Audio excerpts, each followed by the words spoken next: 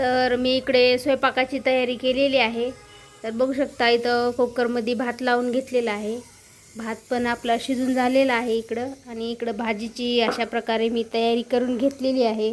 बघू शकता इथं एक चम्मच तीळ घेतलेले आहेत, कोथिंबीर, खोबरं आणि ते अद्रक घेतलेली आहे थोडीशी, आणि लसूण, आणि इथं एक कांदा मोठा चिरून घेतलेला आहे अशा प्रकारे बारीक, आणि एक टोमॅटो, आणि इकडे शेवग्याच्या 2 छोट्या छोट्या शेंगा होत्या, तर अशा प्रकारे मी इथे चिरून घेतलेल्या आहेत।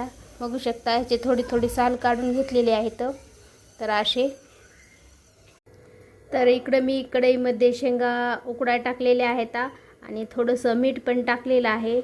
तर मीठ शेंगामध्ये गेल्यामुळे खायला अशा चवदार लागतात, आणि थोड्याशा अशा आरत कच्च्या शिजून घ्यायच्या, आणि नंतर आपण इकडं वाटणाची तयारी करून घेऊता। बघू शकता तुम्ही इकडं मी तवा गरम करायला ठेवलेला आहे। तर अगोदर कांदा आपण भाजून घेऊया। तर थोडंसं तेल टाकते, कांदा लवकर भाजते म्हणून।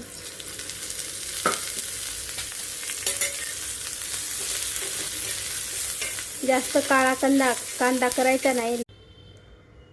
तर थोडीशी मोहरी टाकून घेते, थोडेसे जिरे, कढीपत्त्याचे 2-3 पानं, टोमॅटो टाकून घेते। तर मी टोमॅटो टाकून घेते। टोमॅटो मऊ होजेपर्यंत परतून घेऊ आपण। तर कढईकडे तुम्ही लक्ष देऊ नका, कारण कढईमध्ये मी शेंगा अगोदर उकड्या टाकल्या होत्या आणि त्याच्यातच भाजी करत आहे। तर हे भाजीचं म्हणजे पाण्याचं थोडं हे करपलं आहे, ते तेल थोडं जास्त तापलं, लाईट चालली ना आमच्याकडं सारखं त्याच्यामुळं। तर आता आपला टोमॅटो असं झालेला आहे मऊ। तर आता मी वाटण टाकून घेते। तर आता आपल्या वाटणाला तेल सुटलेलं आहे। तर मी आता इथं थोडीशी हळद टाकून घेते, आणि मला लाल म्हणजे काळ्या तिखटाचीच बनवायची आहे भाजी। तर मी इथं काळा मसाला घेतलेला आहे। तर काळा मसाला 1.5 चम्मच घेतलेला आहे। तर आता मी टाकून घेते ह्याच्यामध्ये।